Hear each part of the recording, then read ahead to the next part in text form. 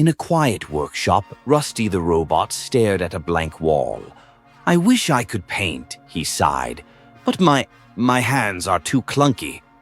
Suddenly, a tiny bee with a paintbrush for a tail buzzed in.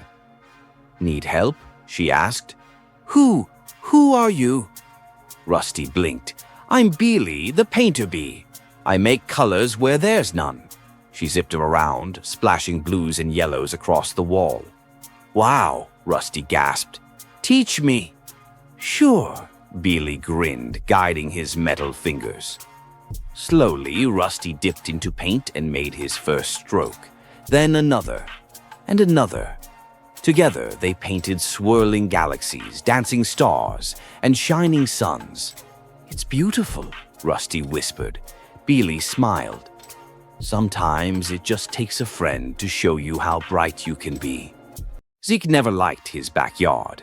"It's boring," he sighed. But one morning he spotted a strange vine curling up the fence. It shimmered like soap bubbles. "Weird." He poked it, and pop! A giant bubble grew from the vine and swallowed him whole. "Whoa!" Zeke floated up, the bubble carrying him over rooftops. "Okay, this is not boring anymore." He laughed higher and higher. They rose until a forest of bubbles appeared in the clouds, each filled with tiny creatures waving at him. "Welcome, Zeke," a voice boomed. "The bubble vine chose you to save us."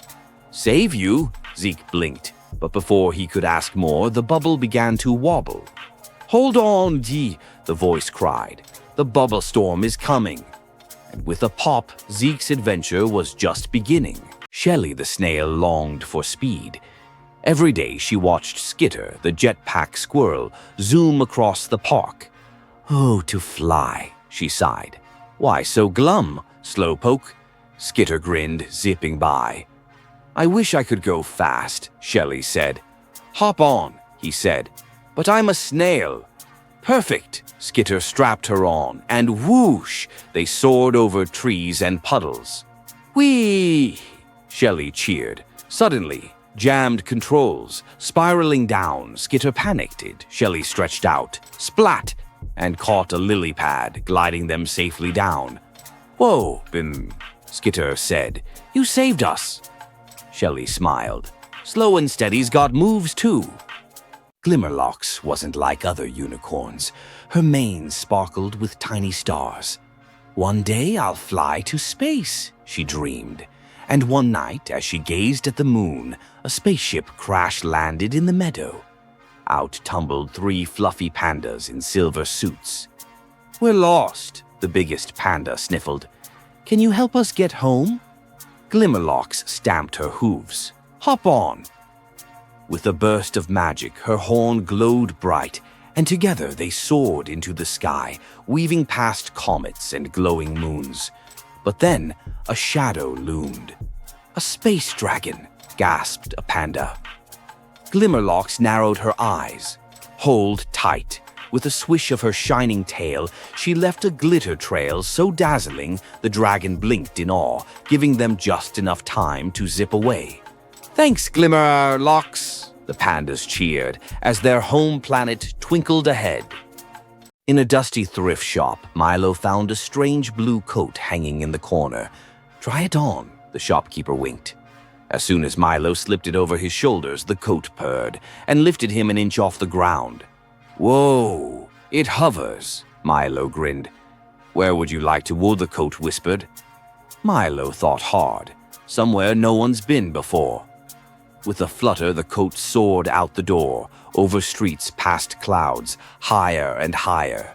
They zipped through rainbow storms and cotton candy skies until they reached a floating island with doors hanging in midair. "Choose a door," the coat said softly. Milo reached for a shimmering silver one. But suddenly all the doors began to glow. "Each leads to a different adventure," the coat whispered. "But you can only pick one tonight." Far beyond the hills stood the spiral tower, twisting high into the clouds. No one dared climb it, except Starzell. "Inside is a wish," she whispered, clutching her lantern. As she stepped inside, the staircase shimmered and shifted under her feet. "Choose wisely," a voice echoed.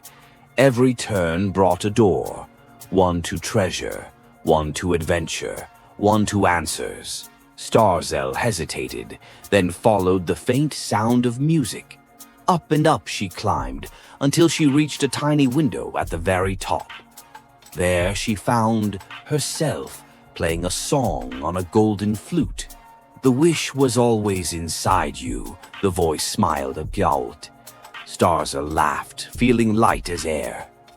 As she played, the tower's walls unfolded into bridges of light, leading to dreams she never dared imagine. Tinsel the elf and Twinkle the kitten peered over the edge of Candy Canyon. "We've got to find the missing gumdrop crown," Twinkle meowed, "before King Caramel or Guillermo wakes up." Tinsel adjusted her peppermint-striped hat. "Let's rappel." They slid down licorice ropes, dodging cotton candy clouds and marshmallow boulders. Suddenly, a licorice snake hissed. "No one passes without a riddle?" "We don't have time," Tinsel cried, but Twinkle purred, whispering the answer in its ear. The snake smiled and slithered aside. Deeper into the canyon they raced until there it was. The gumdrop crown sat atop a chocolate stalagmite. Carefully, they lifted it, just as the sun rose. "Quick!" Tinsel giggled. "Back to the castle." And as they placed the crown on the king's head, he stirred and smiled, none the wiser to their sugary adventure. In the heart of Willow Jungle, fierce Roarclaw the tiger prowled, feared by all. But one day, something tiny landed on his nose, a bumblebee. "Shoo!" he growled, crossing his eyes to see it. But the bee didn't buzz away. "I'm Buzzleen," it said, wings shimmering.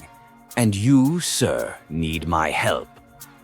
Roarclaw scoffed. "I'm the king of this jungle." But Buzzleen buzzed closer. "A storm's coming, a flood, and only I know the way to higher ground." Thunder rumbled in the distance. Roarclaw hesitated, then nodded. "Lead me." And so the mighty tiger followed the tiniest guide, weaving through secret tunnels and hidden paths as the skies darkened. Behind them, water rushed. Ahead, hope glimmered. "Why are you helping me?" Roarclaw finally asked. Buzzleen smiled. "Because even the strongest need a friend." No one knew where he came from. One morning, a small boy made entirely of marshmallow walked into Sweetville, his sugary footsteps sticking to the cobbled streets. "I'm Max," he said softly, "and I'm melting." The townsfolk gasped. Max's arms were drooping in the warm sun. Baker Bella rushed forward. "Quick, we need shade." But as umbrellas popped open and ice cream trucks circled him, Max's smile faded. "I wasn't always marshmallow," he whispered. "A wish, a shooting star, now I'm stuck like this." A curious sparkle glinted in his gooey eyes. "But maybe, just maybe, someone here knows how to turn me back." And as the town gathered, little Max lifted a sticky hand toward the old candy clock tower.